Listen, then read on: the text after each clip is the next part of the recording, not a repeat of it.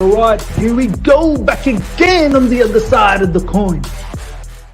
All right, we are back again on the other side of the coin, ladies and gentlemen. Brilliant weekend. Well, not really so much in Sydney where I am at. We're in lockdown, which is a bit boring, but in the sense, what I mean by brilliant weekend is, I've got you guys, I'm streaming, I get to talk to you guys on the weekend. I've got my boy Ryan here, which is going to be absolutely lit, what we're going to talk about today. But before we get into all of that, live chat, thank you so much for joining all the time. These streams during the off season are turning out to be absolute bang of a show. So first of all, smash the like button. Please do that. It helps out the channel a lot. Also vote. I've put out a poll out there. So go right ahead and then, choose what you want to select, I suppose. And as I said, smash the like button, helps the channel out a lot. And if you're here for the first time, subscribe. Ryan, my man, how you doing? I'm good. Yesterday was West Indies versus Australia. West Indies won first 2020. Damn. I didn't get to watch the match, but today we're on the same team, on the same Chelsea team. I'm good, man. How are you? Yeah, not bad, man. Not bad. I missed out on that 2020. 2020s are quite exciting, man. And West Indies have got a very, very good 2020 team. But yeah, look, it's not about cricket. We're here to talk about football. And yesterday, damn. Yesterday we had a very good stream where, I was bringing out a particular news along with Ishan, where apparently Thomas Tuchel has had positive talks with Lukaku. Now, some in the knows, once again, inverted commas, have been saying that that's what has happened. But then, Fabrizio Romano is saying that no, there hasn't been any talks with Lukaku. So you believe what you want to believe. Some of these in the knows generally have ideas about the starting 11 before the starting 11 is even, brought to the fan base well beforehand. Do you know what I mean? Like some of these in the knows will bring in the starting 11 for matches for Chelsea 3, 4, 5 hours ahead. So they do have contacts inside. And some of them were saying that apparently Thomas Tuchel has spoken to Lukaku. And off the back of that stream, it ignited a great debate on the live chat. We've already got over close to 40 people. And yesterday, we had close to I think at the peak we had about close to 150 people live, and it was getting really, really heated. That some people wanted obviously to talk more about the Haaland situation. They thought we had a bit of an agenda towards Lukaku, not agenda against it, but towards Lukaku in the sense that we wanted Lukaku to come in. So I thought I'll set up a stream and actually make it a fans special, where I want to hear what you guys have to say about this whole, who you'd want to choose between Lukaku and Haaland. And I want to know what's more likely. I want you to not just sort of spurt out the selection that I want Haaland. I actually want you to think about what is actually feasible. But before we do all of that, I do want to have a conversation with Ryan. We will probably drop the link within the next, say, 10 to 15 minutes. First, I want to have a conversation with Ryan, and then I want to bring you guys in one by one, and I will provide that link, and you guys can all join in. All right. First of all, Ryan, the latest news about Erling Haaland that I'm hearing is one, Fabrizio Romano and a few other people have also mentioned that it will take something around 150 million euros, and apparently that is the set sort of price that apparently Dortmund has put out there. 150 million euros. That is probably the starting point, and then from there on, whatever it is, with the agent fees for Raiola and Haaland's dad, which is another one. So it's not just Raiola. Haaland's dad also wants to get in on this. And then the other news that's come out is Marco Zorc, which is the director of football for Borussia Dortmund, has said that there's nothing that's been going on, and right now it's as it is. They're still going ahead with the policy of having Erling Haaland for this season. They're preparing in that manner. So it's business as usual for them. So Ryan, I just want to ask you, I mean, what's your take on the whole Haaland and Lukaku, and also what is more possible, and how do you look at it from a technical point of view as well? Well, first thing, I don't read in too much into any rumors on such a big transfer like this, especially with Chelsea. They choose what they want to be released or not. I think everything, whatever news is released to us has an agenda behind it. Whether they want it's a smoke screen, is it to have people who's impatient be a little more patient? It's this or that, but I don't think we really know what's going on behind the scenes. So I try not to listen too much about all these news about clauses and this and that. I feel like, I've listened to your past streams and you were talking about Haaland and wage structure, and I do agree that if it goes down that route and we need to pay 600K wages or even more, and then all these agent fees and this and that, in addition to 150 million. Apparently, the 600 might be a bit exaggerated, but it will be around the upwards of 300 plus. But even then, that's quite expensive.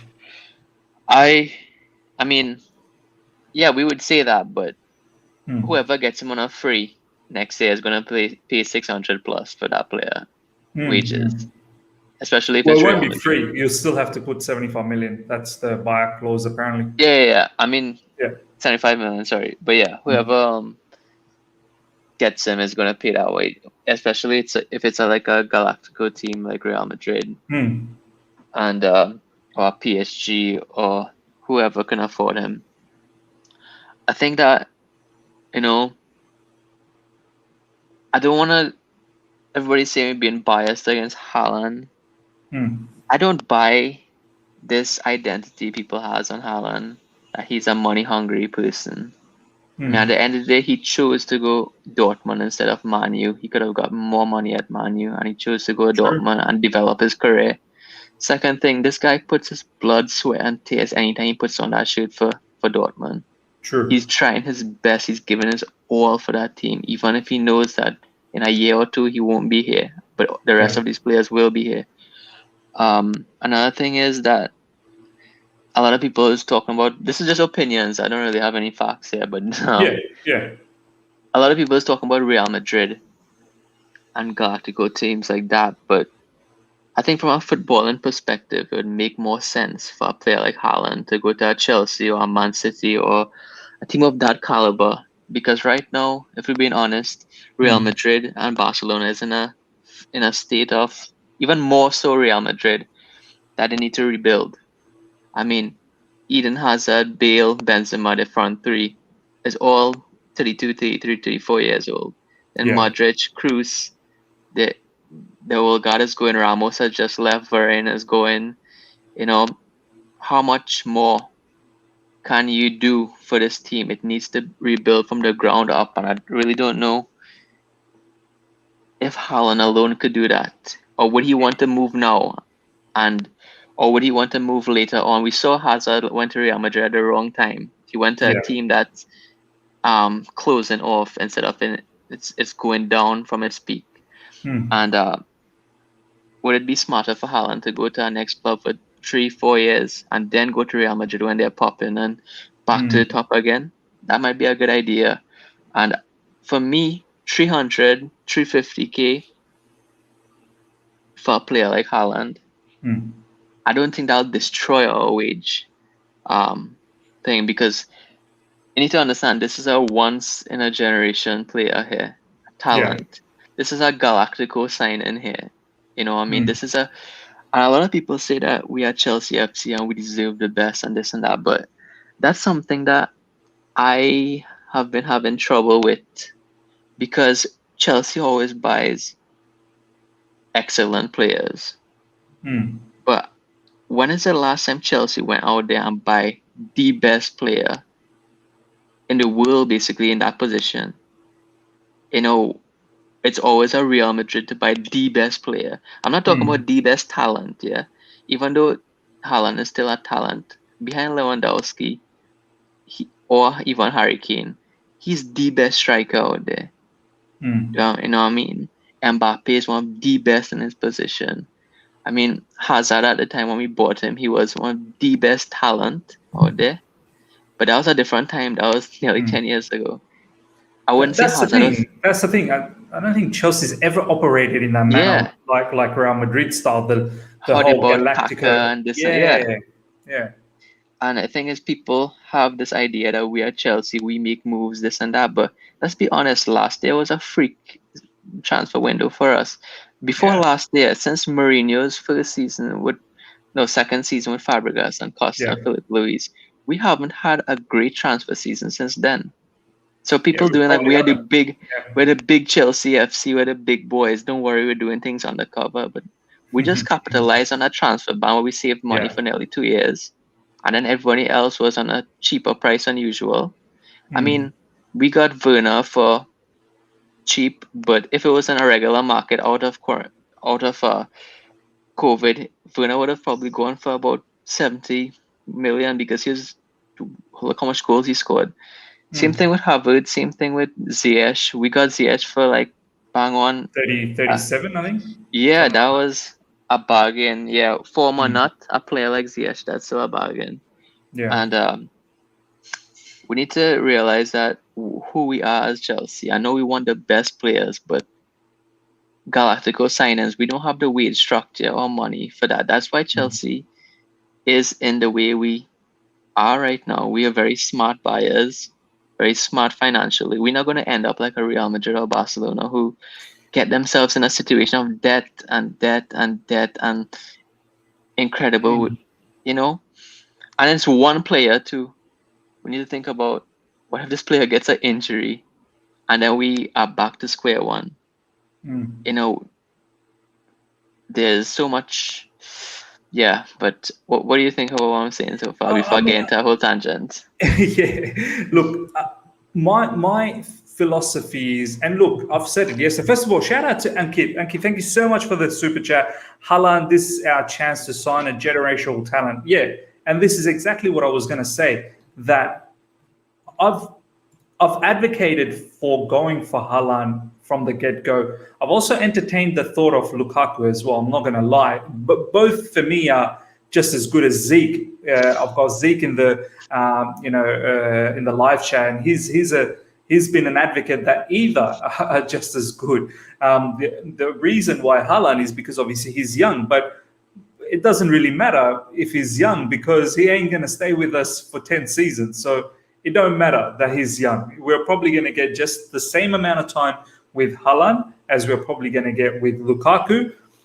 Probably a bit more with Lukaku. If it's a 5-year contract, we're probably going to see Lukaku for 5 years. Whereas if it's a 5-year contract with Haaland, with all the rumors that's been that's been sort of feeding through in the past few days, where there's going to be an exit clause that Mino Raiola is working on, that the player will be able to pretty much leave on his merit whenever they choose to.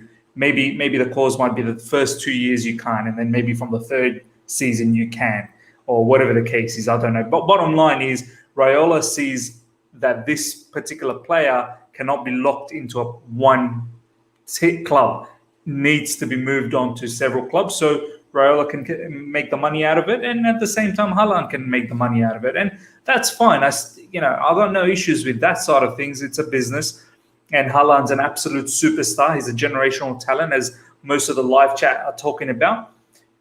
My thing is that there's a few things here, right? It's not that I've not seen this, as you said, Ryan, in regards to Haaland at Dortmund. He does put his body on the line. He puts his blood and soul on the line. He plays for the team. I'm not saying it's going to be different when he comes to Chelsea. It's probably going to be the same. But I'm just saying that there is the team unity as well. Right now, you look at the Chelsea team, there's no one megastar that stands out. It's a team. Thomas Tuchel has built a team. There's no one guy that can, walk around arrogantly and say, it's all me. Once again, I'm not saying that will be Haaland, but I'm just saying with a price tag like that, you automatically kind of become like that. Do you know what I mean? So how do you deal with that? Maybe Thomas Tuchel can deal with that, and maybe the team can deal with that, and that's fine. Maybe Haaland can deal with that. Journalists will definitely not leave us alone with such a huge price tag. So that's one thing. The other thing is Lukaku is someone who loves the club, and he actually has said previously in recent times that he would not mind coming back. Do you know what I mean? Like, he's got unfinished business. He would love playing here. Whereas Haaland, as much as he would put his blood and soul, this is just a phase in his career, and he'll move on, right? So if we appreciate Declan Rice for the fact that his boyhood club was Chelsea, and that's why we want him back. He loves Chelsea. He twerks for Chelsea. That's why we want him. Why not? Let's get him. Yeah, he's a good player, but he brings all these other intangibles that you can't get with this other player. Do you know what I mean? Like, I can name many players that are better than Declan Rice, in my opinion, probably not for the live chat, but they would prefer Rice because he connects or he understands Chelsea. Do you know what I mean? Similarly, I think Lukaku probably understands Chelsea. Whether Haaland does, I don't know. For me, it never mattered around the whole understanding, but it matters for many other people. And it is a form, it's a sense of discussion, I suppose. It is a point of discussion. So there's that. And then obviously the whole financial point of view, the agent fees. Yeah, okay, fine. Let's just say Haaland is going to be the most highly paid superstar for Chelsea at £350,000 per week. But then you need to also think about the amortization of 150 million or more on the transfer, and then 20 million apparently it's been touted for Raiola, and 20 million for his father, Haaland's father, Alfie Haaland. You know, it is going to be a massive factor financially. And we say that, oh, the Chelsea are very fine. Have a look at the financials over the last 10 years. There hasn't been that many seasons where Chelsea's actually made a profit. There's actually been more seasons where there's been a loss. I know financial fair play is going to be relaxed for this season, I think. But when it does kick back in again, the whole ideology around financial fair play is you can only spend what you make. So whatever your profit is at the end of the day, that's what you can spend. That's why I guess Chelsea now is, looking to let go of, all these players that we're not using. We've let go of Moses. We've now let go of Giroud, and we're going to let go of more players. But it's not as straight cut as let's just get Haaland. Do you know what I mean? Like, yeah, that's what we want, but we do need to think about all the other implications. Here's my question to you, Ryan, before we give it to the live chat. I'm going to drop the link very, very soon for the live chat to join us. Here's a question for you, Ryan, and we'll touch on the tactical parts down the track. If Haaland, he's been quoted to say that he's interested to joining Chelsea, which is fantastic. What I want to ask you, Ryan, is if he's interested, why not Chelsea just wait till next season where it's going to be half the price? I mean, if this player is interested to join Chelsea, what's the rush in getting him for 150 million? I know what you're saying. There's like a reverse psychology question. If this guy wants Chelsea, then he should want Chelsea next year too, not only this year, you know what I mean? But we all know the answer to that question and what the answer is going to be. You just want me to say it out loud because money talks at the end of the day. The highest bidder, highest wages, highest bonuses, highest agent fees is going to win next year. So you say that, but yesterday I had a few people say to me that he's not a mercenary. He's not looking for the highest wages. It's not about the money. It's not even mercenary. This and that is football. Unpredictable career. You can get an accident one day. You can get this and that. At the end of the day, you help your family as much as possible. And if you get a once-in-a-lifetime opportunity to be lucky to be in the form of your life, be one of the most expensive players, you take it. No problem there. And at the end of the day, I have no problems with that. With like how people talk about Oscar going to China, this and that. you never know where people come from, and if I was Haaland, I'd do the same thing. Chelsea. I mean, I don't want to offend people, but Chelsea haven't won a league title in how long? And there's other Yeah, it's teams. been since 2007, 2016, 16, 17, yeah. Yeah, exactly. And Conte era. there's other higher bidders who win league titles regularly, and that's more with my ambition. They're buying better players, and we have a project. I mean, we won the Champions League, but we still have a project. A lot of our players are still a project. We have a lot of improvement to do, and a lot of growing for our young players to do still. A lot of learning for our players, and we have a true tactician in Tuchel who can bring the best out of our project and get us to where we need to be. I think yes, I'm not talking about a Lampard 3-year plan, this and that. We do want to win now. We are Chelsea, but we need to be very balanced in how we go about trying to do that, because the last thing you want to do is,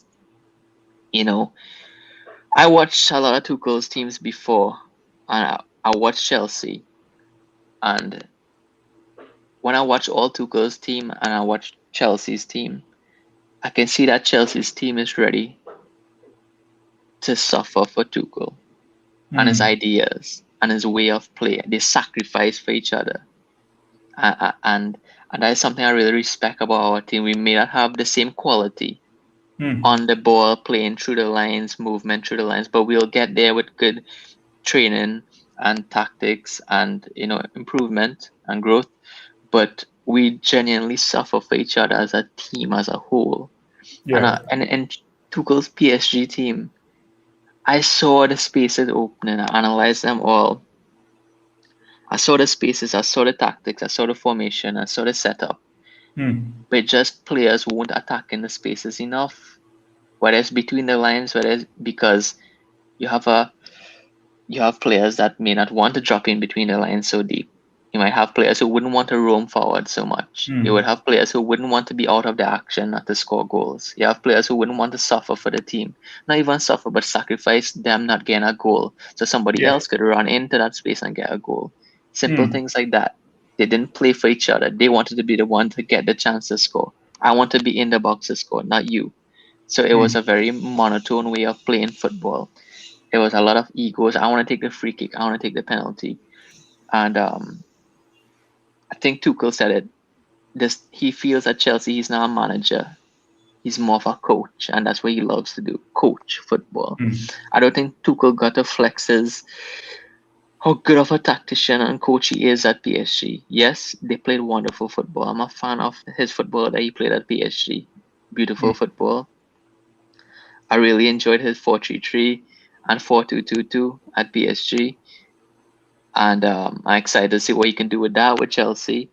But I think that we need players we need a team spirit in our team that we're ready to suffer for each other. We're thinking about Chelsea and Chelsea only.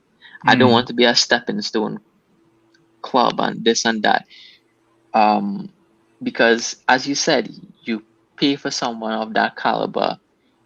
At the end of every day, you're going to get agents talking. You're going to get this talking, that talking. Yeah. And I don't know if that's best for our team right now.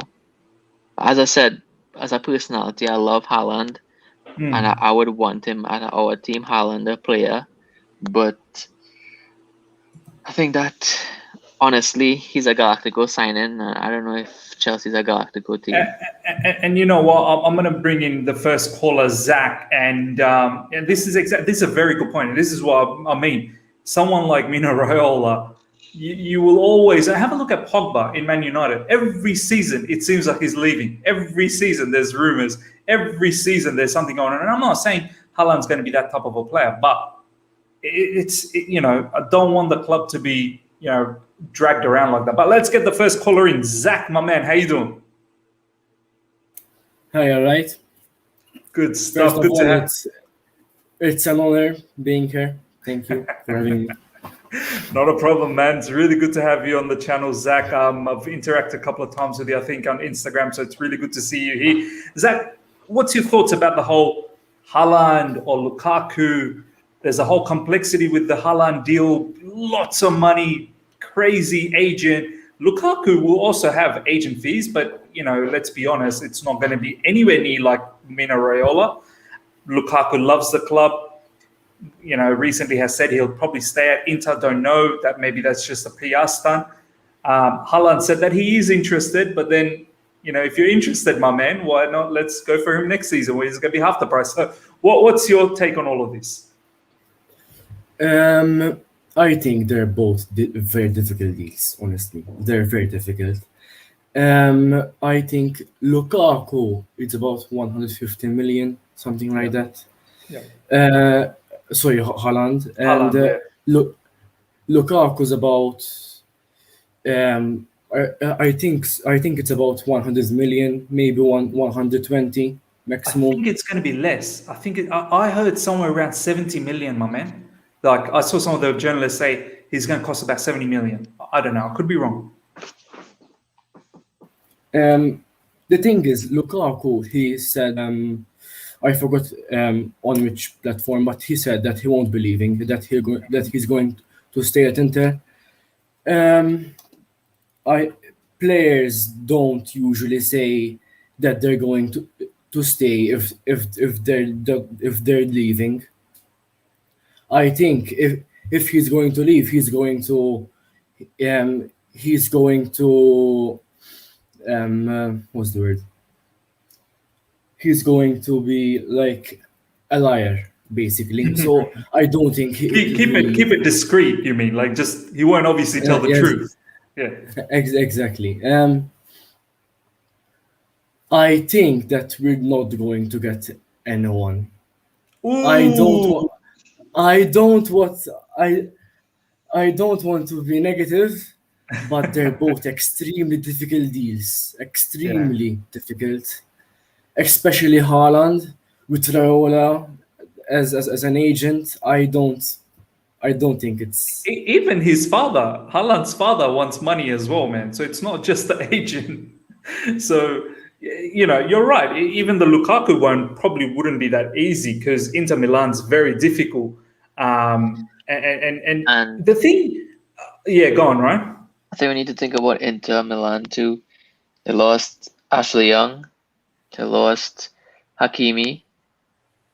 And... we know the unfortunate circumstances what Eriksen went through. And now Lukaku, that'll be 4 key players. They always said that they only needed 70 million to keep themselves ahead. And they're really doing good in Syria. They have a very good manager in Inzaghi right now. Why sell Lukaku now? And I don't think they need to. That's the thing. They don't need to. They need to sell Hakimi. But I don't think they need to sell Lukaku. It's up to Lukaku. If he wants to leave, then he could. But, I mean, why leave a club that gave you so much, made you enjoy football again, made you love football? And Serie A is going to be popping this year. And I think mentally he's developed a lot, Lukaku. Yeah. I feel like that's the thing that he's improved. Here's the other spanner, and I want to ask this to Zach before we get into the next caller. Declared and Anirudh, just hang in there. We'll get to you guys. We've got quite a few other people that are lined up as well, but we'll get Declared next up. But Zach, I also want to ask you, because a lot of people keep saying, why should you care as a fan? Our boss, if he wants him, he'll get him. I get that. If we think that way, then we might as well just shut off the channel and not worry about any discussions and just say that, the boss wants him and that's it. We finished it. But I want to throw a question to you, Zach, that sure, the boss wants a particular player, but I feel like Chelsea was somewhat interested on Hakimi as well. Eventually, they didn't put any bid down, but I think there was some sort of interest there. I think the price put them off. So if the price of a player puts them off in that situation, I mean, is it not the same this time around, or this time it's just an exception that no, the player is just way above and head and above anyone else in this planet, and we need him in our football club, when essentially there is still the question mark on Erling Haaland that you've not tried out the Premier League, and he has played few games for Norway against other international teams where he hasn't been that great either. Once again, live chat. I am not saying Erling Haaland is a bad player. He's a freaking generational player. I get that. But I'm just saying, you can't just say, put your hand on your heart and go, oh, he's absolutely going to annihilate the Premier League. Whereas Lukaku, at least we know, we can look back on historical events. He's done stuff in the Premier League. So how do you see that, Zach? That is Chelsea going to get put off by this price, or it doesn't matter?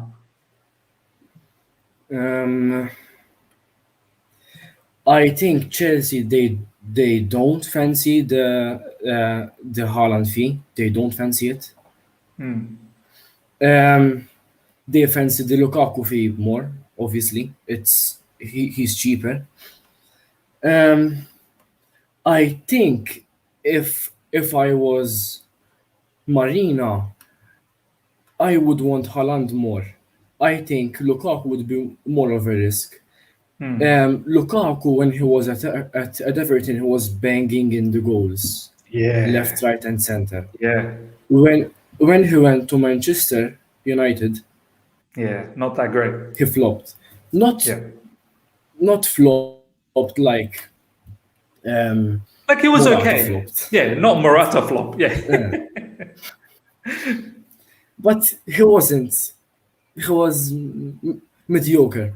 I think Haaland would be a safer deal. Although Haaland, and I worry about this, if we get him, I think he would only stay for 2 years and then he would leave. And I don't want that.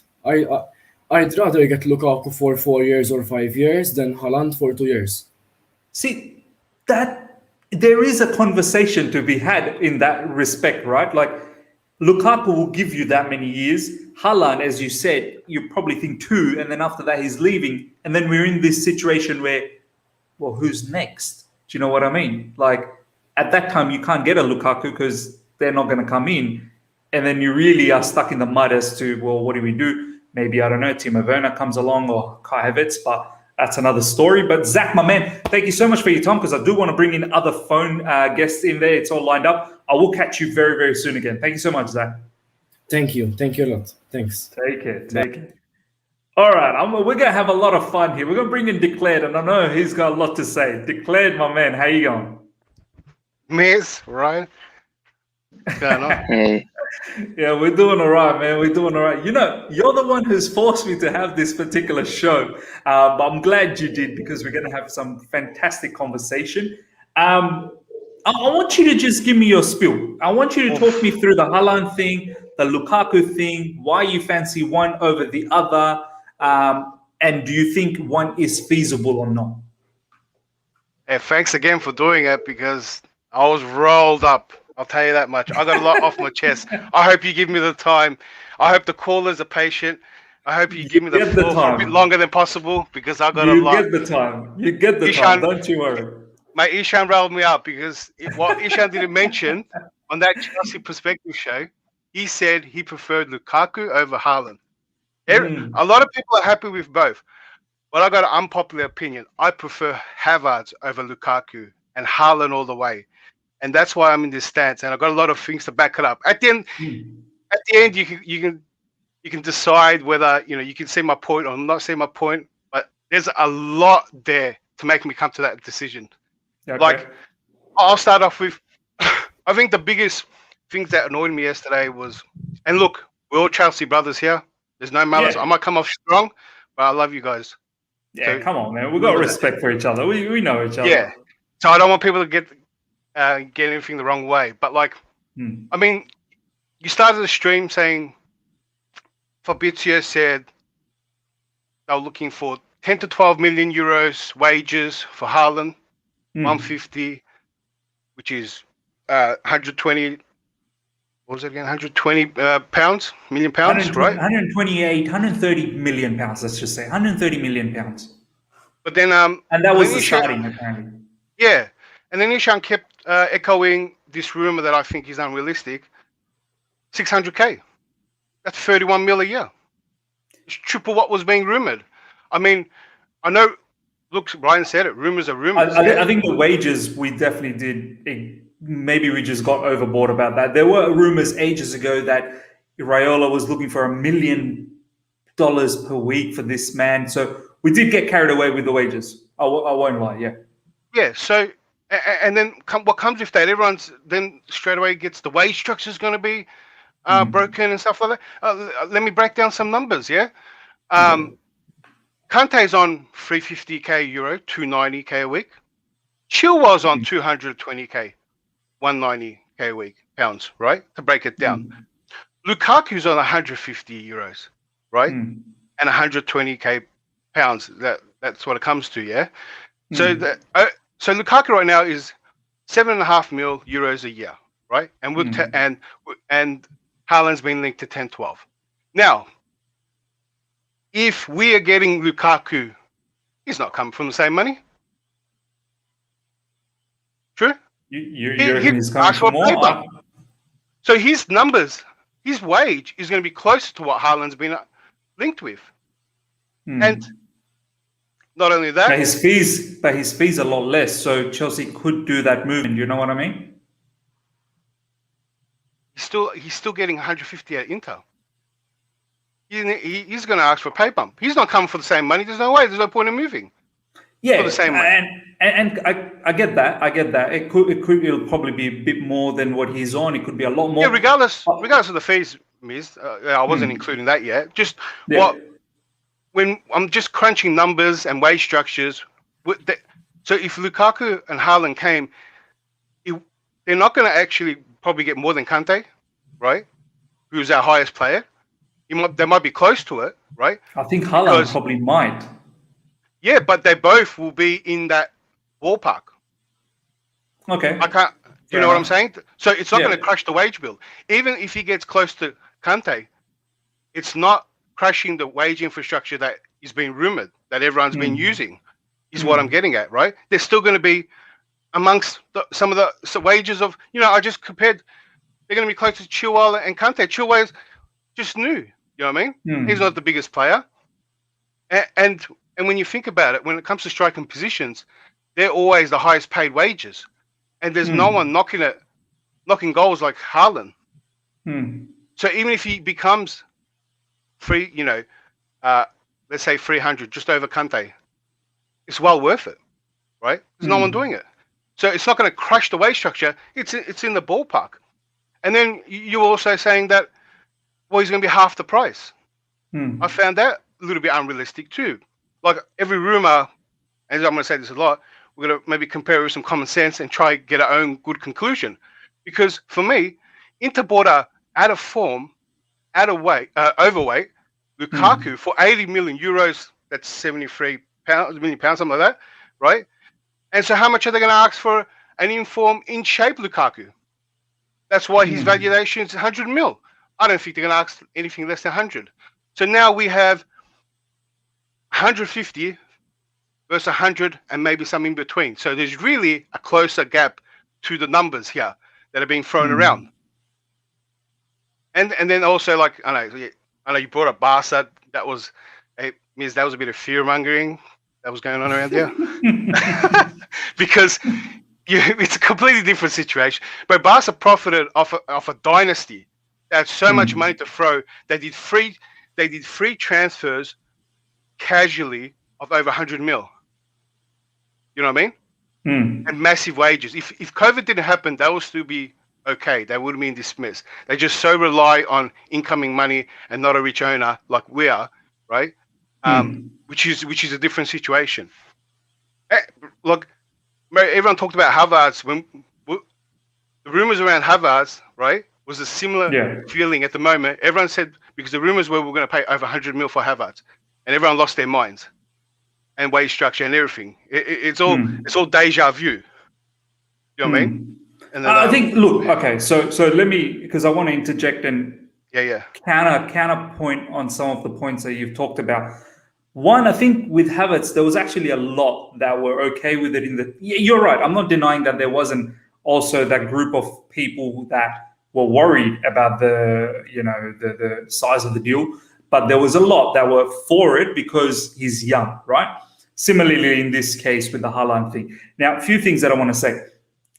Haaland at whatever, let's say, Kante-esque kind of salary of, let's say, 320, 350 is not the same as Kante on 350. Yeah, they're getting the same amount of wages, but Haaland's amortization of the transfer fees, the agent fees, the father fees, you got to take all of that as a package. You can't take that as separate and the wages are separate, because at the end of the day, the whole thing is a package, and then how much are you actually sort of knocking that out every year, I suppose, until the player is actually there. Sorry, Miss, that point that I was making was what, because that led to wage structure and a disharmony in the club. Not, I know everything comes with it, right? Yeah. But the rumor was that it was gonna break up the harmony in the club, which I'm sure people don't care about outside fees. But knowing one player is getting more than the other was the rumor, which is what I was talking about. Yeah, sorry. That's why I was making that point. And that's fine. And that's fine. But on that point as well, whatever fees, as we said, somewhere around 320 to, let's say, 350 is, let's say, that's probably what Haaland is probably valued at in terms of wages. Even that, how many of our current players are in that level? And it's just a point of discussion. I feel that there would be other players in the likes of Mount, Havertz, some of our defenders. I'm not saying we'll be asking for that level of wages, but they will be looking and saying, well, why isn't our wages bumped up? Do you see where I'm going? How every player will start saying, well, I want my contract to be renewed and reviewed now. And if you don't do it, I'll go elsewhere. Do you see how that could happen? That's a normal part of football. And that's going to happen regardless Haaland comes in or not. We have players that are young and started on low wages, and when they become important part of the club, that is normal. Look at Havertz and Werner on higher wages than some of our young players. You know what I mean? Rudiger just asks, he's found himself in a better position. I'm one of the best defenders around here, and he's asking for more money. So that is a very natural part of football, right? And that is going to happen regardless. But in terms of wage structure, I don't think they're all in the ballpark. They're not going to break there's not going to be a disharmony there. Fair enough. Maybe you're right. And then the other thing that I'm thinking right now is that if we let go of some of the players that we're not using, in the sense of Bakayoko, and obviously recently we are going to be letting go of Giroud, that will open up more wages, which will then be able to sort of get distributed amongst the players that are here. Here's the other thing that I want to ask you. Fine, let's move away from the wages. You're right. Maybe we did exaggerate a bit. I got more, Miss. Yeah. I got more heaps. All right, go on. What else do you want to say? All right. Maybe I'll touch on this. Yeah, because I got a lot. So I hate to cut you off, Miss. Yeah, and maybe you're gonna hit these topics anyway. I'll hit them. All right. I wanted to get on the Dortmund don't sell 2 stars in one season, and you're not in financial ruins and all that, right? But and that aggravated me because that has happened. Dortmund are a selling club. Dortmund sold Dembele, Aubameyang in the same window. They sold Hummels, Bayern, Mkhitaryan, Gundogan, all in the same window. They have done this. They sell to rivals. They are all about business, right? Yeah. And that was being echoed so much. It came out today. Who was it? Is it Mellon that they were trying to get? Dortmund are in for the guy that played for Holland. Mellon? Something Mellon, Daniel Mellon, or something. Yeah. Donny Mellon, or something like that. Yeah. And it came out that they're struggling to make the 3 million difference. Maybe Dortmund helped them survive, but in terms of getting players, maybe they're not in the great financial position that they're being all to. We're being told to, and we're being told that it's a complicated deal. This is almost like, this is not the first of its kind. There's been heaps of 100 mil deals, right? It's almost a simple deal because it's no secret that there's a buyer clause. We all know, and there's no secret about it, that Dortmund are set to lose money if they wait for next season, right? They know that. So this is probably a bit more simple than complicated what that was being made. Yeah. The reason why we said that, declared, is that's what Fabrizio said in his latest episode with Don Robbie. He said that, and these are his words, declared. He said, Dortmund's not really looking to make, like, they're happy financially. It's not like they're in stress. They've sold Sancho. They're very happy with the fee there. And they're happy to collect the 75 million next season. They're not desperately looking to let go of Haaland. Like, this is his words. Do you know what I mean? Of course, I heard that too. And, everything that Fabrizio holds more weight. Yeah. Everything that he says holds more weight. But I just, as I was talking, Dortmund have a history of good business. Does it sound like losing, right? 75 mil, for example, right? Good business? Does it sound like good business? It doesn't. So it doesn't. That's where I can say, Dortmund can come out and say, oh, we don't need anything, like every other CEO, president will, right? Every other club will do it. They're not gonna say we're in bad state. But what their actions are all about good business. Do you know what I mean? And say, do you think? I just want to interject there. Sorry, declared. But do you think? We're having good talks. But do you think that Dortmund, it is unbelievable money to pass on by for the Haaland thing, but do you think from a footballing point of view as well, from a club point of view, losing Sancho and Haaland, can they just still replace, I'm not saying replace them man for man, because you can't, they're two unbelievable talents, but replace them somewhat and still be competitive next season in the Champions League somewhat? They've made it to the quarterfinals, I believe, this time. Last season, they got knocked out by Man City. And then, let's be honest, when you take two of these players out, we've seen Dortmund previously miss out on top fours. So, can they afford to get into that situation? Yeah, so for other clubs, it's a different story. But Dortmund have shown, right, that the finance side of it is way more important, right? And like I gave you the example, they sold multiple stars in the same window. And what they've got a knack of is finding more gems to sell, right? So if they sell Sancho and Haaland, they're going to use that money so greatly to find way better players. Not better players. They're going to find replaceable players, right, that are going to bring them a profit in the future. And that's what they care about. Because why would they sell to Bayern Munich if they're worried about, the competition or the title? Why would they sell to their rivals? Why would they sell their best players almost every chance they get? They're a selling club. Their actions have been that, right? That's why, in a sense, that I think we can sway them more than we can sway Inter. Inter have more to play for. Inter just won the league. They got momentum, right? This is the time they can take another. Now that Juventus are in the best spots, right? They can go for another Serie A, right? And so they got more on the line, more demand on the fans. But Dortmund fans are used to selling because they know that their club are going to find good replacements, right? And keep the club going. It's been like that for decades, and that's the model of the club. So they're not worried about missing out and whatnot. But I wanted to move on to another point. You probably bring that up later. Was that the mercenary part?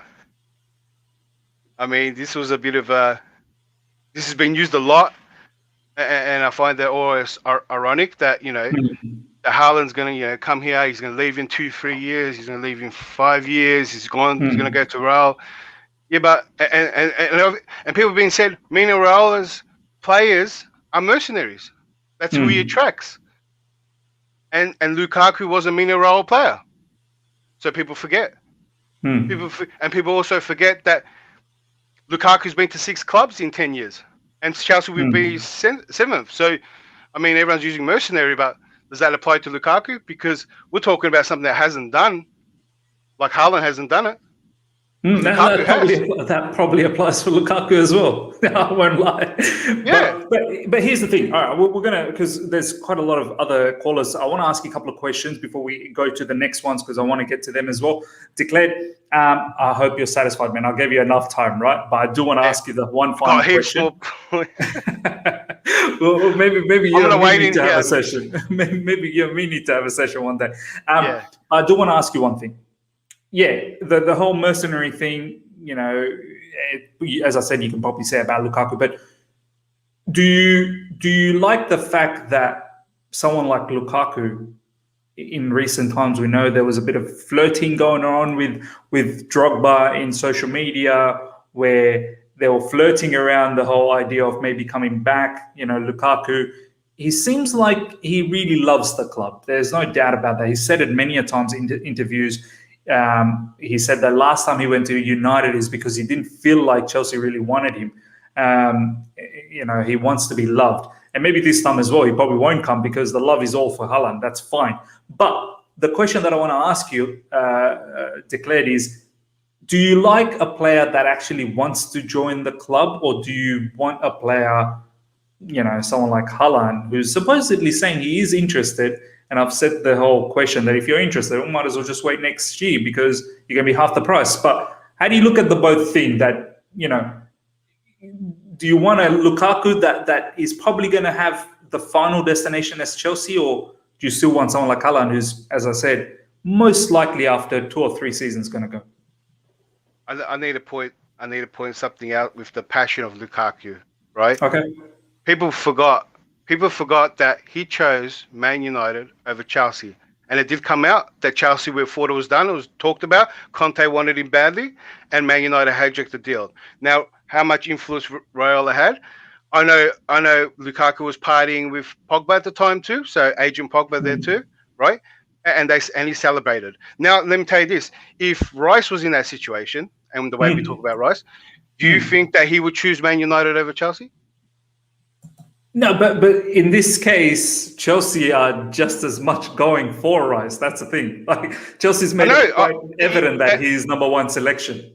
So the passion that people talked about, he's got unfinished business and he wanted to come, this and that. If he wanted to come, he would have said, if Chelsea are in, make it happen, right? But that's and the so thing. would Rice. But that's the thing, Declared. Lukaku actually, in his interview, whether he's being truthful or not, that's up to him. He's actually said he wanted to come back, but he felt at the end Chelsea didn't want him enough. And he said that Man United showed more passion for him to, you know, join there. So they showed more money. That's what they did. They showed more money. If he wanted to come as a fan, if we compare him to like on the level of Rice, right? And if he had unfinished business and he wanted to come, he would have made it happen. And you know what? Chelsea might have matched Man United's money, right? He didn't have the passion. He didn't want to come. He made a choice, right? I don't think he had the passion there, right? So to say now I want to come, yeah. And you know, I don't rate him that much too. You know, it sounds like you don't rate him. It sounds like you don't rate him. I'm an Inter fan. I've watched a lot of games. His success has come now, right? From he's so much more physically bigger than the Serie A defenders. I'm not going to say they're shit defenders. And when he came across Bonucci and Chiellini, he was quiet. Nothing happened. But against everyone else, he bullies those defenders. Which when he comes back, right, and his Man United stats, when we compare both the players, which is what I think the other side of the coin should have been. This is what I was frustrated about yesterday, because when people want to prefer Lukaku over Haaland, they belittle Haaland and everything else, when there's never really a comparison of players, right? Because his Man United stats, and he went missing. Although I think I still got him here. Yeah, his Man U stats weren't that great. He had like 12 goals. Even, you know what? I won't even. Even his Serie A stats. This is a 20-year-old player, Haaland, versus a 28-year-old in his peak, right? And now you're asking who we're going to get the better of, right? He's got 32 games. 24 goals, and 6 of them being penalties. That's 20%, 25%, sorry. And then Haaland, 27 games, 27 goals, and now 2 penalties, right? A better ratio. And that's comparing an Inter Milan team, which dominated Serie A, right, to a Dortmund team that struggled to make top 4. Now, when it comes to Champions League, Haaland takes that. In Lukaku's whole career, right, he's only scored 13 goals, 7 for Man United, 6 for Inter, right? Haaland's already topped that with 20 goals. You know, and we're the kings this of Europe. is something I can't take away from Haaland one bit. Is his stats in Champions League is quite ridiculous. So you know, he's I think the quickest player to reach like 15 goals or something like that, 17 goals in the Champions League, something ridiculous. And he's got 12 player. now. And that's what I'm getting at is that at the end of the day, even if there's a buyout clause, because if you look at in Spain, they got buyout clauses on all their contracts, right? It's a big thing in La Liga, and their buyout clause, and it's not going to be small. It can't be small. You know, when what was Messi 600, Guzman was over 600 as well. Benzema's was nearly 1 bill, sorry. So they're all high. So naturally, that is the case. If he has a buyout clause, and if he wants to go, right, when we're in our peak, we're going to make heaps of profit, and when financial fair play comes back, right, we're going to be rocking. And then when you look at Lukaku, I seen him struggle in the EPL, struggle against bigger defenders, right? He also admitted he has a weight problem, right? Conte put him on a Bresaola diet, an Italian diet, right? A strict diet. As Lukaku gets older, he's going to decline massively if he can't control his weight, which he admitted that's an issue. And Conte's such a general, right? I don't think Tuchel's going to be as strict on him as he is. He likes to give his players freedom and responsibility. And we're not going to get nothing off Lukaku, and he's going to be off a bigger decline. And when it comes to his EPL stats, right, they're not as good. I think that we are playing a riskier game getting Lukaku and getting nothing for it at the end, where Haaland has a massive ceiling. Haaland, we're going to get more. So, like, the only way, and that's what I'm saying too. Also, the only way Haaland leaves anyway is if he pops him in like Ibra. Now, everyone compared him to Ibra leaving. Yeah, you can leave, but he has to perform like Ibra. So if Haaland's going to leave like how people predict, we're going to get 5 years of smashing Haaland. If Haaland's mediocre, no one's going to come close. Especially with buyout clause, no one's going to come close. Let's say the buyout clause, let's say for argument's sake, I'm going to put the buyout clause as low as 200 mil, which is unrealistic, but even at 200 mil, right, for argument's sake, who's going to come after Haaland if he's struggling a little after 5 years?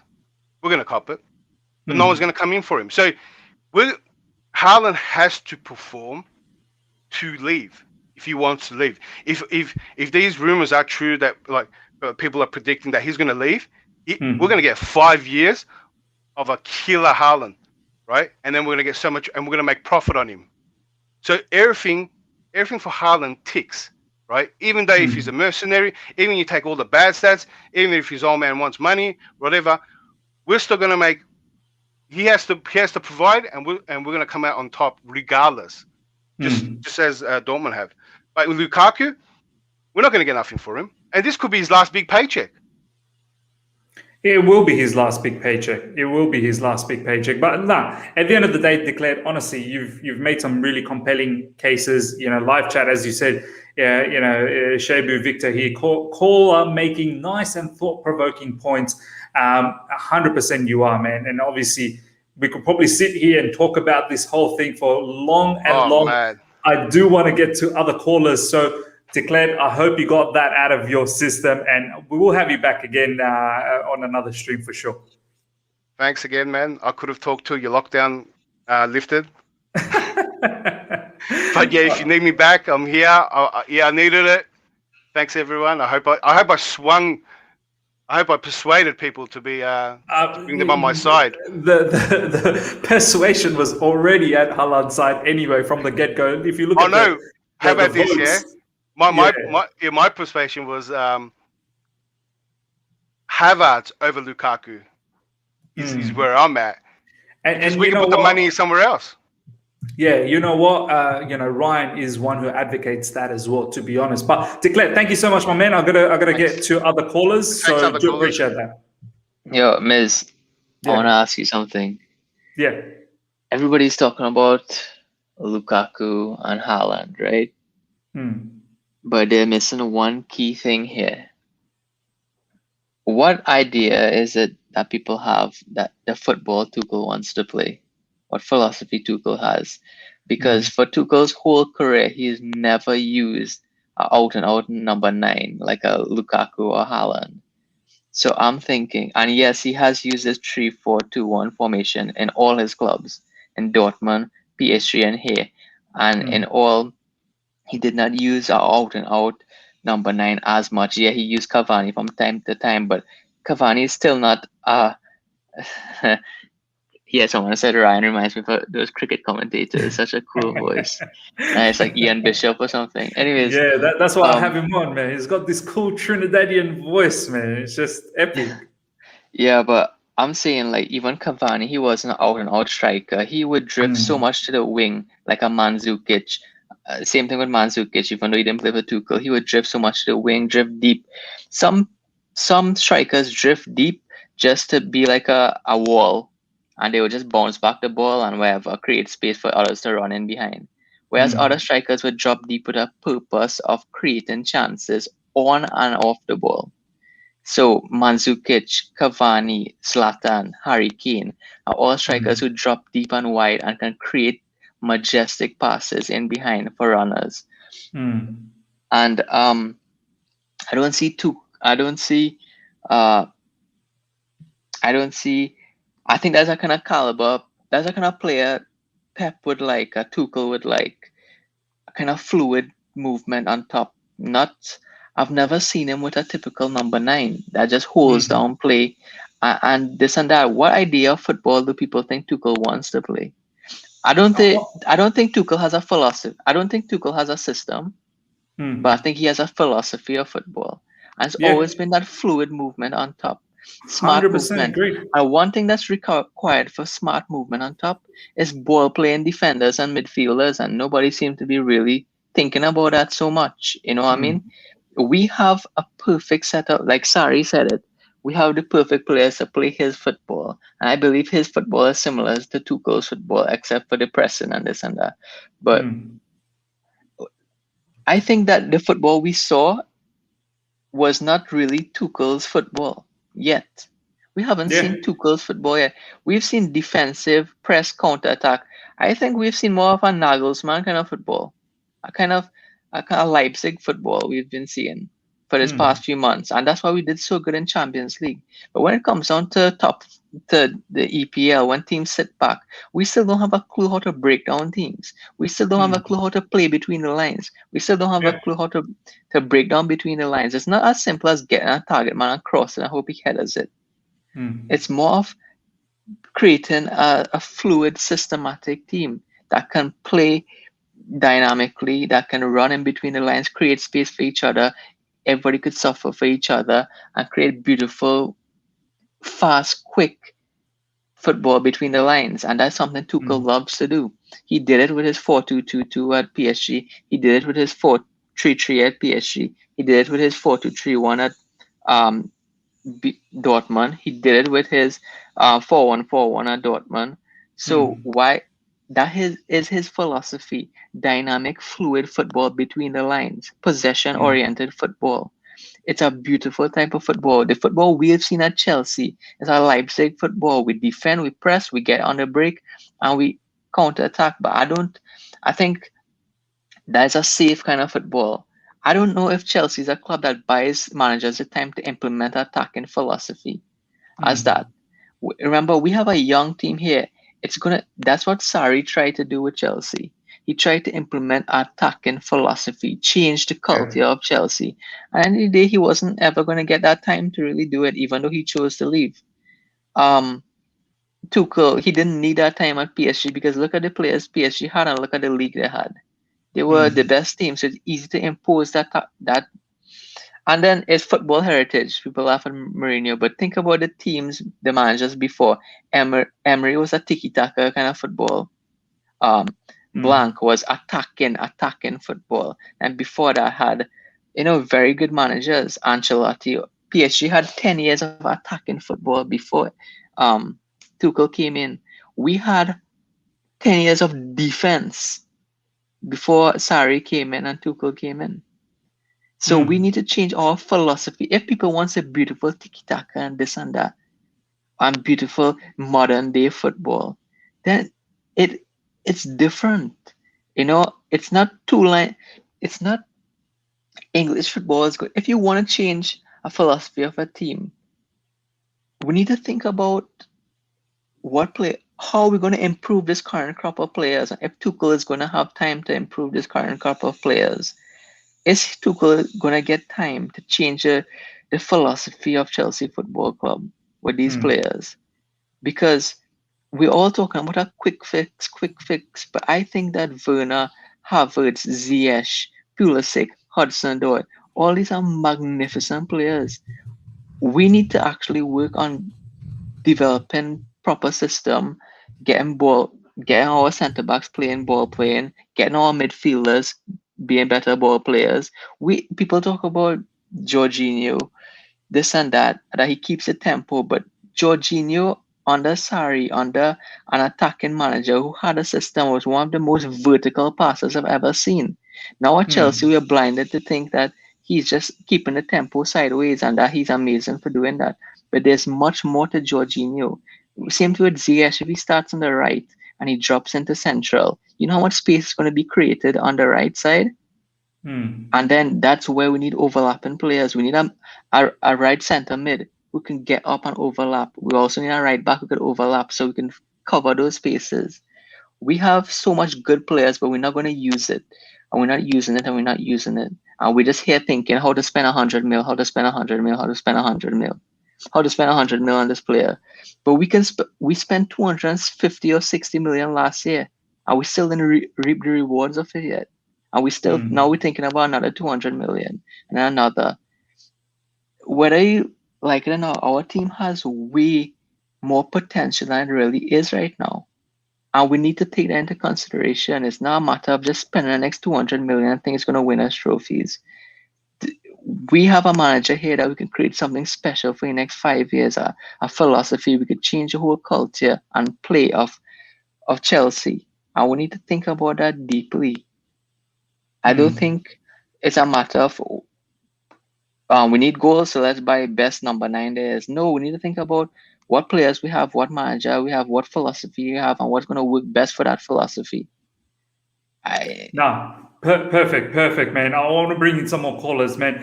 Give me 1 second, Ryan. Just hold that thought. I want to bring in Bobby. Bobby, my man, how you doing? Hello, Miz. Hello, guys. It's always a pleasure, Miz. Thanks for having me on. Brilliant. Bobby, you've always got some really good things to talk about. I do want to hear your opinion on Haaland and Lukaku. Which way are you swaying? Obviously, we've had quite a lot of callers here talking about their perspective. I mean, at the end of the day, the majority of the fan base is pro Haaland. They want this particular player. He's got all the goods. He's got the necessary sort of skill set. I've got the poll here. Guys, ladies and gentlemen, please have a shot at the poll that we've got on at the moment, which is more likely to happen. Let's see exactly how many, what the numbers, but at the moment it's a landslide towards Haaland. And we've still got over 170 people. Let's get the likes up to at least 170. And as I said, helps the channel out. But yeah, Bobby, what's your thoughts about the whole situation? Haaland, Lukaku, which is more feasible, which is more likely? Your thoughts? Yeah, I sort of caught the end of an interesting discussion before I came on. I am very, very much in the Haaland camp. I respect Lukaku as a player. He's been good for what he's done. But I sincerely believe that for where Chelsea are right now and for what we're doing with this magnificent project we've got laid out in front of us, the ship for Lukaku has sailed. Simply because he's, there are lots of arguments for him, which I see the value in. But Chelsea are at the point where they have to get the best. And out of Lukaku and Haaland is the best. Now, people talk about, he's only 21. He'll come into the Premier League. He might struggle. All these things are speculation. I personally believe that his youth is an advantage because he can develop. So much can come out of such a young player. I think he wants to play for Chelsea. I think Tuchel can use him efficiently. He is the missing piece of the jigsaw in that Chelsea needed somebody who was going to consistently put away the numerous chances we create. And that man is Haaland. Now, I'm not a betting man at all. But believe you me, I know that if we get Haaland, the entire Premier League, all our rivals, all the media will be praying for him to fail. But the thing is, we said that last year. When we have Havertz and Werner up top, it's 25 goals each, 50 goals from our forwards. So what if Haaland doesn't hit it right off then next season and he scores like 5 goals? What happens? We spend the next 100 million? To be honest, I never said that last year. I knew that Havertz and Werner will need a settling in period because of all the COVID situation, the time they arrived at the club, and the fact that they are not particularly out and out forwards. They were required for other things on the pitch. I personally feel this is different. The rest of the squad is 1 year in and more settled in. And they will feed this guy, and this guy will put it away. And as I've said, I'm not a betting man, but if we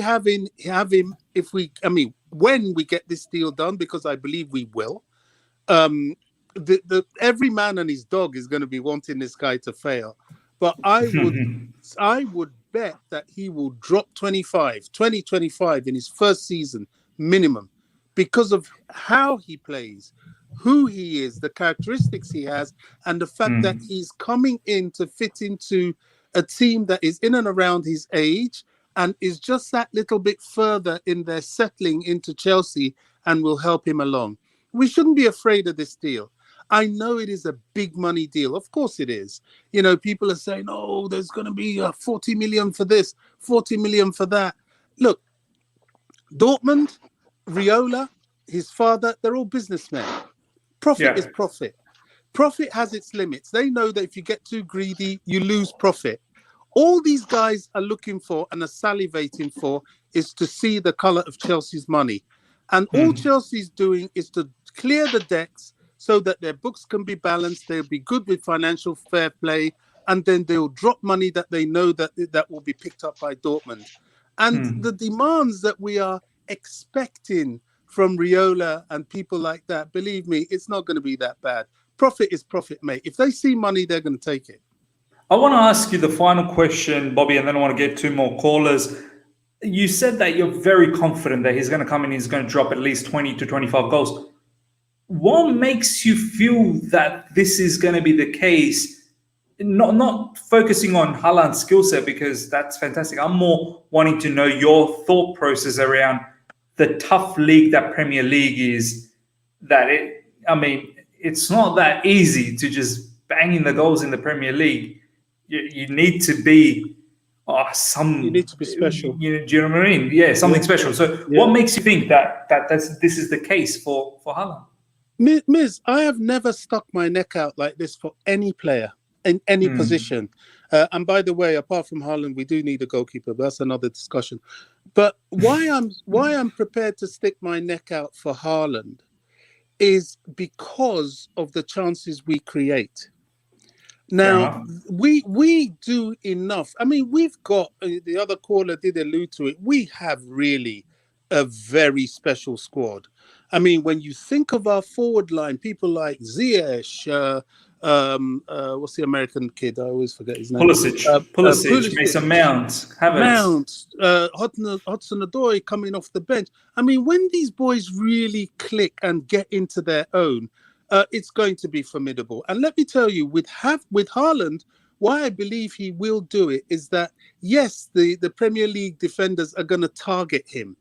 But there's only 11 players per team on the field. How many people are going to chase after Haaland when you've got Havertz there ready to pop them in. You've still got Werner, who I believe will get better. You've got to be very careful how much attention you give to Haaland. And spaces and opportunities will come to this guy, and he will score. I feel very confident about it. And I have never come out and put my chips on a player like that. I mean, I haven't got a crystal ball. I'm not a magician. I've got no basis of saying that. Do you know what I mean? But it's just pure logic from what I see. I love it, man. I love it, Bobby. Honestly, it's a pleasure talking to you, and I respect the fact that this is how you feel about Haaland. And you know, if we do get him, as you said, he's a ruthless finisher. So if we put it on the plate for him, or even put it in and around the areas, he should be able to put it away. He should be. We'll see what happens, but. Just before I make way for your other callers, you know, I'll just say thanks for having me. Thanks, guys, for listening to me. And the last thing I'll say on this topic is also we cannot ignore the fact that I believe at least a quarter of the teams we'll play will be beaten by just looking at our team sheet if we have Haaland. And the way Tuchel plays, believe me, trust me, guys, we're going to be very formidable. And that's why we have to go all out for this kid. It's a worthy investment. Expensive, but worthy. Absolutely. As you said, you know, it'll bring an intimidation factor. But Bobby, thank you so much for your time, my man. I'm going to bring in the next caller, but I hope to see you again on the channel. All right, I'm going to bring in Ryan. He's been waiting for a little while. And after that, Prince, hang in there. We're going to bring you in. And then Jake, hopefully, to finish things off. Ryan, my boy, how you doing? I'm good, bro. How you doing, man? Not bad, not bad. Talk to me, man. Tell me about the whole Haaland Lukaku. How you seeing the things for you? You know, is it feasible? Is any of those two feasible? And who's more likely, or like what's your preference, and so on and so forth? Tell us. Yeah, before I started, I think both of them are elite finishers. If both come in, they'll both bag goals because of the chances we create. But me personally, I probably prefer Haaland just because I know Lukaku, since he's went to Inter Milan, has improved with his link-up play and his first touch. But I still do think that Haaland's link-up play and technical ability is superior to Lukaku. And also, I think Haaland would fit Tuchel's system more because you look at the pressing, like people always look at his goals, but this guy is very, very fast. People say he runs like a camel. He's literally a pressing machine. So I think he would, work into Tuchel's system as well as being unselfish as well with the movement, something we see Timo Werner does. You see in the Champions League last season when everyone was on the hype train for Haaland, you can see that his movement was elite as well. All of these factors, running down the channels as well, he can do that. He's strong. I think against teams like low blocks, I think having someone who's constantly moving, constantly creating an option, and against Haaland as well, this guy will be an absolute monster just because of his pace as well. Because a lot of people take his pace for granted, but this guy is really fast and really powerful as well. As well as very strong as well. So when you come up against your Burnleys and all these low blocks, he can deal with them. The only thing I think Lukaku probably has superior is probably just dribbling. And then other than that, Haaland probably beats him. Trumps him in all places. Yeah, apart from maybe strength, they're probably about the same. Maybe Lukaku a bit more. But in terms of ability, most of the things Haaland is better. And in terms of being feasible, this whole Dortmund won't sell 2 stars. Dortmund won't sell 2 stars until they see the money. If they see the money, they're going to sell. Of course, they're not going to come out and say, well, yeah, guys, Haaland's for sale. So what, Barcelona, you want him re-up? No, it's just going to be stupid. And then everyone's going to go for him. But if they say, well, you know what? We're not looking to sell Haaland. He's going to be coming back for preseason. He's going to start the new season with us. Then teams like Chelsea will be like, well, we can't get this guy on the cheap. It won't be easy. So we're going to have to pay a lot of money. And if we do, then Dortmund will accept. Like, do you think they won't accept around 140, 150 million euros when they could lose him for half the money next year? Imagine if Dortmund get 150 million euros on their hands. Imagine the amount of youngsters they can pull through and they can develop to maybe miss that. I mean, it's crazy amount of money. It's crazy amount of money to say no to. Do you know what I mean? Yeah, it is. It is for a team like Dortmund as well. They're renowned for being a selling club. I think what's his name? De Cler said it before about them selling. Who was it? Dembele, Aubameyang. Yeah, Hummels, Gundogan, Lewandowski well before that. So yeah, the list goes on and on for Dortmund undoubtedly. So final thoughts from you, Ryan, in terms of does this happen? Is Haaland happening from your opinion, from what you're seeing, what you're hearing in social media? Is this something that you feel that this is probably going to happen? The $1 million question, man. Now, I think this will happen. I just think it'll be kind of a similar situation to Havertz, where it'll get dragged on and on and on and on. But yeah, Lukaku's always a good backup. But I think Tuchel really, really likes him, and Roman really, really likes him as well. So you can imagine him telling Marina to, get a move on. And especially now that West Ham looking like they're going to price out Declan Rice, we can get Kamara, who's getting linked with us, or Tchouaméni, who's going to be a lot easier. So, and then our main priority will be Haaland. And the way Roman Abramovich wants him, and apparently the personal terms are agreed, then the price, Chelsea are probably going to try to get it to a lower price because we've got Marina. But I think at the end of the day, we will pay the money. And I think the resale value as well, like De Cler said as well, and you made a great point. Like, if he performs, then teams will pay for his buyout clause. So he has to actually perform for teams to get out. So if he gives us, 3-4 seasons, we win a couple Prems, a Champions League. We should make the money back. We should make the money back. We keep it moving. He keeps it moving. So yeah, I do think this can happen. Brilliant, my man, Ryan. Always a pleasure having you on the channel, man. Hope to see you again. Do you want to drop your, your YouTube channel? We've got over 180 people, guys. Let's smash the like button, and also go on, Ryan. Let us know about your YouTube channel. Yeah, my YouTube channel is Rayan CRs. I think you guys can see it on the screen now. So yeah, it's just football, Chelsea, and yeah, I had Miz on the other day as well. So make sure to check that out. But yeah, literally just Rayan CRs on all the socials. But big up to you, Miz, and keep up all the hard work, man. Brilliant, my man. Everyone, please check out Ryan's channel. We'll go to Jake. Ryan, thank you so much for your time, my man. Jake, how you doing, my boy? Big ups, Miz. Big ups. Just it's great. It's great to be back, man. I've been waiting to come back. Great shit as always, man. Man, I always enjoy having a conversation with you.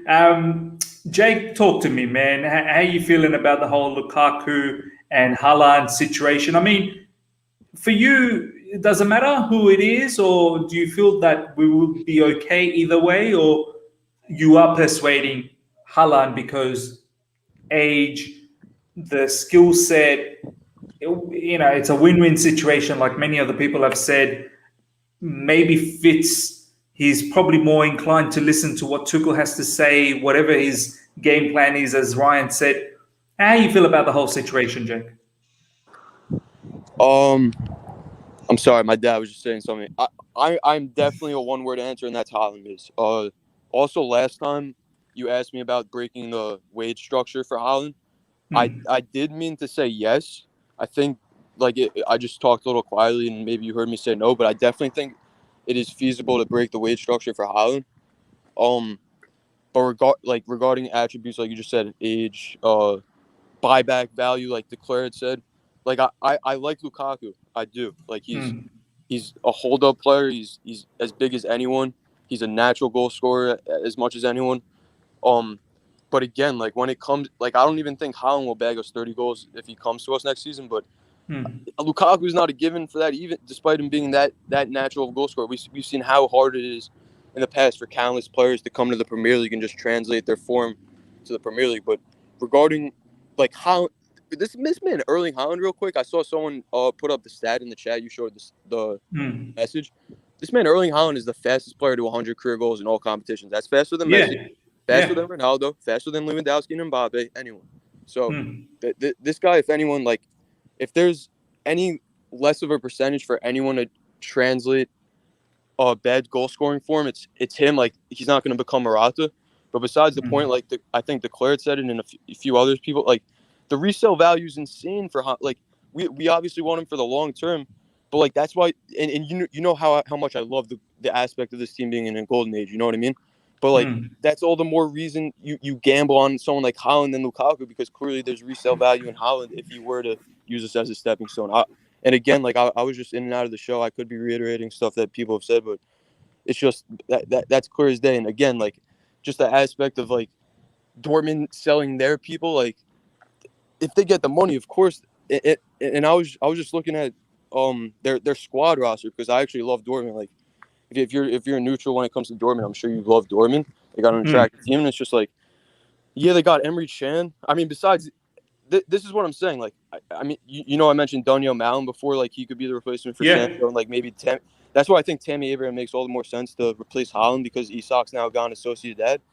But it's like, I was just looking at their roster, and it's like, I mean, just going off that, I'm sorry, I'm all over the place, but real quick, it's like, when people mention like getting replacements for Sancho and Haaland, I feel like it's as if like they exaggerated to the point they're replacing their whole team. But if anything, like, they have it, of course, like they'll find a way. But going off that, like, I just looked up their roster and like the ages of their main players, I guess you could say, their core. Emre Can, someone they brought in, like, he's obviously older, but so Sancho and Haaland, if he signs for us, he's gone. Then you got like the Hood, who I love, he's 25. Brandt's like older. You got Royce, who's obviously older. You got like I'm blanking on all these people, but low key, I feel like if they're gonna change the whole tide on their direction of their team, it is now, along with selling their actual legit star players. So I don't know. I'm just all in on Haaland, Miz, for sure. And I just think it makes the most sense. Nah, man, look, appreciate it, man. Appreciate your thoughts. At the end of the day, as I said, you know, I've always said that Haaland has been the first choice, not just for me. I think majority of the Chelsea fan base, you know, you look at the poll that I've got on, 451 votes, 75% is for Haaland. So, you know, majority of the Chelsea fan base know exactly what they want. And my whole case was that there is still a discussion to be had in regards of the whole, you know, the transactional side of things, Lukaku's, you know, intangibles. I felt that, you know, him wanting to join, but then declared, obviously has put on some of his really, really good arguments as well. So, you know, you do need to weigh out both of them. But at the end of the day, Haaland does pose a lot more upsides than Lukaku, in my opinion. But let me ask you something real quick, Liz. What's your thoughts on Tammy? Like, I personally, I'm not the biggest fan. I love how professional he was throughout the season, eating up all the shit he honestly ate up. But do you think he stays? Do you think there's any chance he becomes a part of the Haaland deal if we sign Haaland? Oh, I don't think he can be part of the Haaland deal. I don't think Tammy wants to move to Dortmund. So you have to look at that side as well. It's not just about Chelsea saying that, okay, Tammy, go on and you're off to Dortmund. Tammy can easily say, well, I don't want to go to Dortmund. And I don't think he wants to go to Dortmund. I think he wants to play in the Premier League. And there's a lot of interest for Tammy in the Premier League in the likes of West Ham and Aston Villa. We could probably do something in regards to the Rice deal with West Ham, since there's interest from West Ham to get a striker. West Ham needs a striker. And I can see Tammy going to either West Ham or Aston Villa. Aston Villa are going to get a lot of money from the Grealish deal. So Dortmund, I can't see how Tammy goes there. And I don't think Dortmund wants a player plus cash. They will just want the cash. They've never been a particular club that wants a player plus cash. So they will do their own scouting and they'll do their own thing to find their own player. They don't want Chelsea's player to come in, you know, unless it's a loan. Unless if it's a loan from Tammy, then perhaps. But yeah, that's my thoughts on that, Jake. But yeah, Jake, thank you so much for your time, my man. I will catch you again. We'll take our last caller and we'll end it here. Live chat, we've still got over 160 people. Please smash the like button. Let's get the likes up to 160. Jake, my man, thank you so much for your time. We're going to bring in Nipun. Miz, big ups as always. Everyone drop a like on the video right now. Big ups. Thank you so much. Thank you so much. All right, Jake. Let's bring in Nipun. Nipun, how you doing, my man? I'm doing well. How are you? Not bad, not bad. You always tend to come right at the end of the stream when I'm about to end, and I feel like I need to squeeze you in this time because you've come in quite a few times right at the end, and I haven't had the chance. So, birthday. It was my brother's birthday, and I'd been staying up for quite some time. Plus, I'm still a bit hungover from the fact that England are in the final. I really hope they bring it home, but it's going to actually win because they are a really good team. But yeah, it's going to be a close game, and whoever wins it wins it. Yeah, absolutely, man. That's going to be a blockbuster game, no doubt. Nipun, I want to hear from you. We're not going to talk about the England and Italy. That's for tomorrow. I'll talk about it with the other guys, whether it's coming home or whether it's coming to Rome. We'll figure it out. But Nipun, I want to ask you. Between Haaland and Lukaku, what's your preference? What's more likely? What's your thoughts? My preference, Haaland. More likely will probably be Lukaku. And I think if we get Lukaku, I think it'll be very difficult for us to get either Haaland or Lukaku. But the thing is, I think if we get Lukaku, he will treat us more like a team as opposed to a stepping stone. If you get what I mean. I do. But Declared was saying that. Yeah, go on. Look, I think if we sign Haaland, I think he will just use us as a stepping stone to further his career. Whereas with Lukaku, if we sign him, he'll probably want to stay until he's past his prime. I really do think that. I do want to throw a counter question on that because Declared actually put on a really good argument on that is that if Haaland comes in, even if he uses it as a stepping stone for argument's sake, let's just say, he will still have to perform well so that he can get the next club to come in for him. If he doesn't perform well, then there won't be the next club to come in for him. So even if it is a stepping stone, he has to play well, which then inevitably means Chelsea's going to do well. So what do you think about that? True. But the only difference is Haaland will play well for self-interest. Lukaku will play well because he wants to do well for the team. At the end of the day, even if he plays for the self-interest, there's a greater benefit for the team, right? Exactly. So it's a win-win. It's a win-win. It's a win-win. But I do get what you mean. I do understand. I had that philosophy as well, thinking that Haaland's going to be more...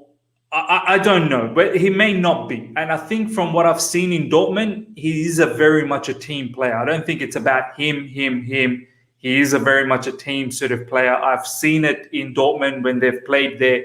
So I don't think that's going to be the case. But I do understand what you mean that, if someone like Haaland comes in, it's going to be all about him. Journalists are going to talk about him only.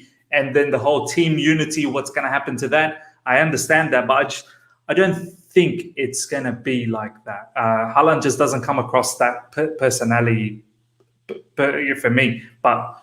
he's only a young boy. Things can change.